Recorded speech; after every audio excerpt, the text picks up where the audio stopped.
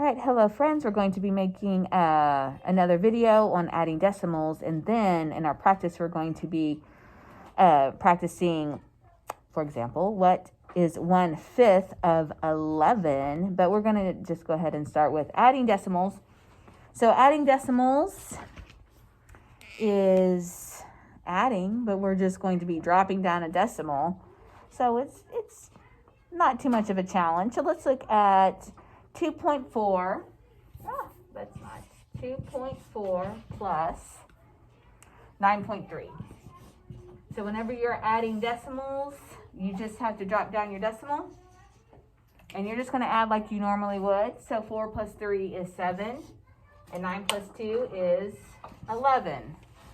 And so our answer is 11.7. And so that's all we do with decimals, is we're just going to add like we normally would and just drop down our decimal. Okay, now let's move on to what is 1/5 of 11.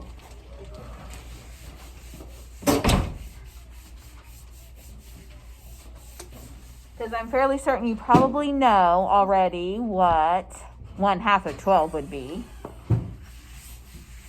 But we're going to go ahead and practice the 1/5 of 11. Jaden, put those in your locker. Okay, so Put your books in your locker. 1/5 of 11. Okay, the first thing that we have to do is we have to turn our whole number into a fraction. Okay, that's the first thing we have to do. So we're going to say 11 over 1. And so now we have our whole number is now a fraction. 11 over 1, which just equals 11, right? Okay.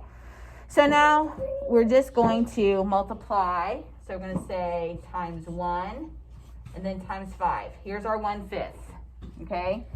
Here's our 1/5. And now we're just going to multiply across. Okay? So 11 times 1 is 11. And 1 times 5 is 5. So we have 11/5. Okay, that's an improper fraction. And so let's turn it into a proper fraction. So you're going to think, well, how many times can 5 go into 11 without going over? And we're going to say 2 times. So you can divide. If that helps you, that actually helps me. So 2 times 5 is 10, and we're going to subtract. 11 minus 10 is 1.